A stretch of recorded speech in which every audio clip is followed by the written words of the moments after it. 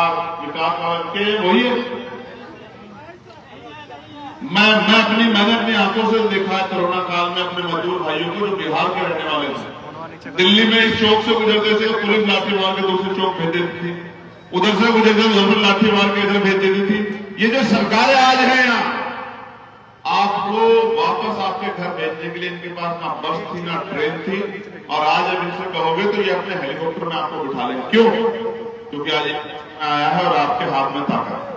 समय बलवान है, समय बलवान है। क्यों? क्योंकि उनको पता है कि इस एक महीना संघर्ष करेंगे तो अगले 5 साल आराम से बैठ के आनंद लेंगे और हमारी संपत्ति भी कई गुना बढ़ जाएगी। आपकी बढ़ी क्या? मैं दिल्ली में जब आ गया हूं तो मैं देखता हूं एक परिवार रहता है, 5-6 हजार रुपये महीने में किराया कमरा मिला, और फिर बिजली पानी खाना पीना 20,000 रुपये कमाता है, 15-16 हजार रुपये खर्चे में चले जाते हैं। एक आधी बार अगर घर आना पड़ गया तो वो भी गए। 4-5 हजार रुपये बचाने वाला व्यक्ति, और उसको ये बड़े बड़े सपने दिखाती है सरकार। देखो ये तब तक नहीं बदलेगा जब तक आप नहीं बदलो। आप अगर इनके पिछलग्गू बन के देखो, कहावत है, सुनाओ आपको कहावत। कहते हैं आजमाएंगे को आजमाओगे तो वही मिलेगा जो मिलता है। अगर आप इनको अच्छे लोग मानते हो, आप मानते भी आपका बदल सकते हैं, आपका जीवन बदल सकते हैं, आपके हालात बदल सकते हैं, और आप इन्हें आजमा चुके हो तो इनको आजमा लो। और अगर आप चाहते हो कि कुछ बदलाव हो तो देखो, मैं जब लोकसभा में गया था, लोग कहते हैं अकेला चंद्रशेखर क्या करेगा। मैं अकेला चंद्रशेखर हूं, कोई ऐसा मामला नहीं जिसमें मैं सरकार के आंखें से आंखें मिला के गरीबों के हक के लिए नहीं लड़ता। कोई ऐसा मामला नहीं। मेरे आज भी याद है, जब भी चाहे बिहार के बोध गया का मामला है, मैं अकेला व्यक्ति था जिसने ये कहा कि बोध गया का जो अधिकार है वो बुद्धिस्टों को मिले। 70 साल में मैं अकेला आदमी था, अकेला। मैं आपको बहुत लुभावने वादे नहीं करूंगा, आप शुरुआत कर रहे हैं। मैं आपको विश्वास दिलाता हूं, एक मौका आप अमित पासवान को दें। क्यों दे? मैं आपको कारण बताता हूं। अमित की उम्र कितनी उम्र? ये 27 साल का। ये 60 साल वाला नेता नहीं है कि एक चुनाव के बाद भाग जाएगा, आपको वोट नहीं मिलेगा, समझे आप? ये 27 साल का। 5 साल जब इसको अगर मौका मिलेगा तो 32 साल का होगा। मिनिमम उम्र 65-70 साल है। अगर आपने एक नेता तैयार कर लिया तो अगले 30-40 साल आपके क्षेत्र में सेवा करेगा, आपके क्षेत्र को आगे बढ़ाने का काम करेगा, आपके क्षेत्र में विकास के कार्य कराएगा, आपके क्षेत्र को ताकत देने का काम करेगा। और क्योंकि अम्बेडकरवादी है, नीले पटके वाला, तो जिस तरह से मैं लोकसभा में दहाड़ता हूं, यहां असेंबली को गुजा के रख देगा, असेंबली में आपके हितों के लिए लड़ना चाहता है। अगर कोई आपसे मांग उठाएगा तो सरकार किसी भी हो, मुख्यमंत्री कोई हो, मुख्यमंत्री उसको चैन से नहीं सोने देंगे हम लोग। ये यहां घिराव करेगा और हम लोग वहां दिल्ली लोकसभा में घिराव करेंगे, लेकिन आपके साथ होने वाले जुल्म को रोकने काम करेंगे। अब फैसला आपको लेना। ये जो नौजवान बड़ी संख्या में इसके साथी खड़े हैं, अकेला अमित क्या करेगा? जहां दूसरी तरफ बड़ी बड़ी प्रचार गाड़ी लगी है, बड़े बड़े बैनर है, अखबारों में रोज ऐड आ रहे हैं, टीवी खोलो, टीवी में यही चल रहा है, कभी इस पार्टी का।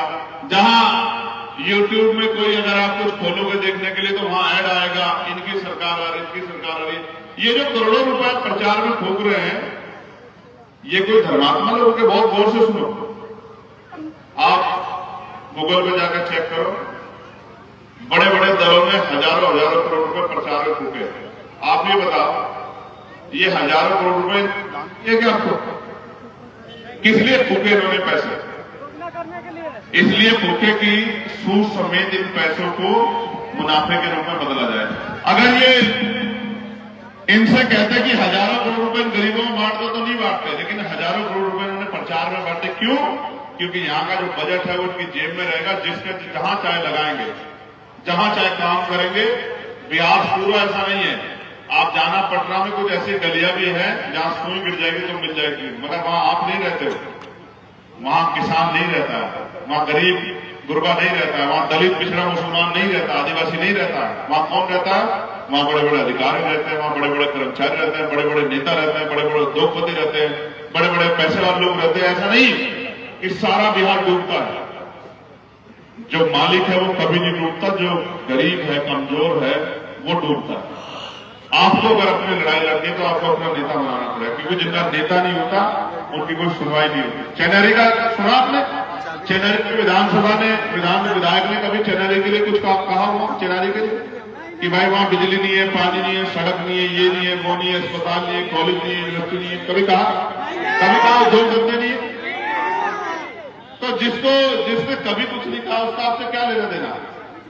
मैं कुछ कहना चाहता हूं, आप छोड़ दो अमित को अपना काम करने दो, आप लोग निकलना अपनी गलियों में। ये जो पहाड़ का क्षेत्र है चेनारी का, जहां 20,000 से ज्यादा की आबादी रहती, कोई जाता क्या वक्त कुछ? ना वहां पानी की व्यवस्था है, ना वहां बिजली की व्यवस्था है, ना वहां और कोई व्यवस्था। क्यों? वो इंसान नहीं है क्या? यही हैसियत नेताओं की नजरों में आपकी, मैं आपको बता रहा हूं। इसलिए आपसे कह रहा हूं, नौजवान लोगों से घर से निकलना और अपनी गली में, मोहल्ले में, अपने गांव में, अपनी बस्ती में, अपने बूथ पे जाके जिम्मेदारी उठाना और एक एक घर जाकर बताना कि इस बार हमें वोट को खराब नहीं करना है, वोट को किसी विरोधी को नहीं देना है, इस बार हमें वोट एक अपने जैसे गरीब के बेटे को देना जो गरीबों का दर्द समझता है। अच्छा, आप मुझे बताओ, आपके मोहल्ले में अमीर लोग भी रहते होंगे ना? कभी उन्होंने ये कहा कि भाई आज आपके घर में रोटी नहीं तो उन्होंने आपके लिए रोटी की व्यवस्था करके लाए? ईमानदार से अपने दिल में सोच के देखो। कभी आपको जरूरत हो इलाज के लिए, पढ़ाई के लिए, किसी चीज के लिए उनमें से कोई आया हो? मैं इसका कारण बताता हूं। अमीर अमीर की लड़ाई लड़ेगा, गरीब गरीब की लड़ाई लड़ेगा। अगर गरीब अमीरों के भरोसे बैठे हैं कि वो इनकी जिंदगी बदलेंगे, तो मैं लिख के देता हूं यहां के अमीरों पे भी, जिसको बिहार को कहते हैं गरीब है, गरीब है, गरीब है, इतना बालू, इतनी शराब, इतने रिसोर्स है यहां कि हर कोई आदमी पैसे वाला हो जाए, कोई मजदूरी करने के लिए दूसरे प्रदेश में ना जाए, गाली ना खानी पड़े किसी को। लेकिन आप समझो, ये कौन साथ में चिल्ला रहा है? कौन इतने जोर से चिल्ला रहा है? यही तो कर रहे हो 75 साल से। पहले आप चिल्ला रहे हो, उससे पहले आपके बड़े चिल्लाए, उससे पहले उनके बड़े चिल्लाए। चिल्लाने से नहीं बदलेगा। अगर कुछ बदलना है तो कुछ करना पड़ेगा। निकलो, जाके लोगों को तैयार करो। मैं ये कह रहा था आपसे, अगर अमीर गरीबों का हितैषी होता तो कोई गरीब नहीं होता। अमीर अमीरों का हितैषी होता, गरीब गरीबों का हितैषी होता। तो आपको अपने के लोगों को आगे बढ़ाना पड़ेगा। और मैं फिर कह रहा हूं, जब आपके पास ताकत होगी तभी आपकी सुनवाई होगी, वरना कोई रास्ता नहीं। आज नगीना में हम लोग सड़कें बनाते हैं।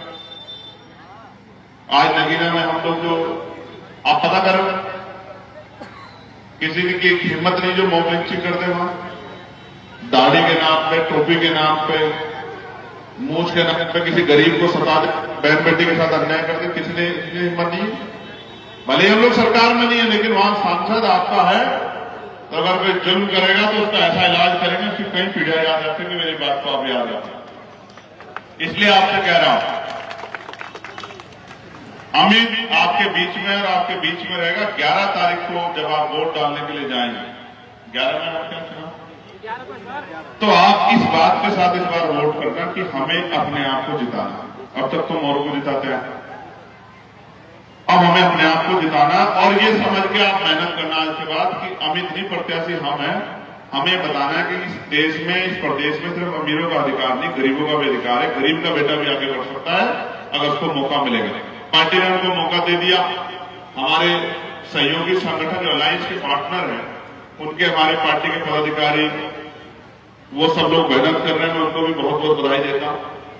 और मैं फिर कह रहा हूं, ये अंधेरों में हमने एक चिराग जलाया, इस बार इसको कामयाबी की थोड़ी सी हवा आप लगा दो। मैं आपको लिख के देता हूं कि जो आपकी बस्तियों में नहीं आते ना, जो आपके बात नहीं करते, वो सब आपको कंधे पे बिठा के घूमेंगे। मेरी बात को याद रखना, लोकतंत्र है। यहां जनता मालिक होती है, जिसको चाहे और जिसको चाहे। आप समझे मेरी बात को? आप समझदार लोग हो। घर से निकलो, अमित मिले ना मिले, अमित आपके यहां आया है, कोई फर्क नहीं पड़ता। लेकिन आप ये ठान लो कि आपको घर घर जाके अमित के लिए काम करना, अमित को ताकत देनी है और इस अलायंस के प्रत्याशी को जिताकर ये साबित करना है। जो कहते हैं ना, संघर्षों के साय में घनघोर जवानी पलती है, इतिहास जुट जाता है जिस ओर जवानी चलती है। तो नौजवान ये बताए, अगर अपना नेता नहीं खड़ा करेगा तो फिर जब बेरोजगारी का डंडा चलेगा तो आपकी सुनेगा कौन?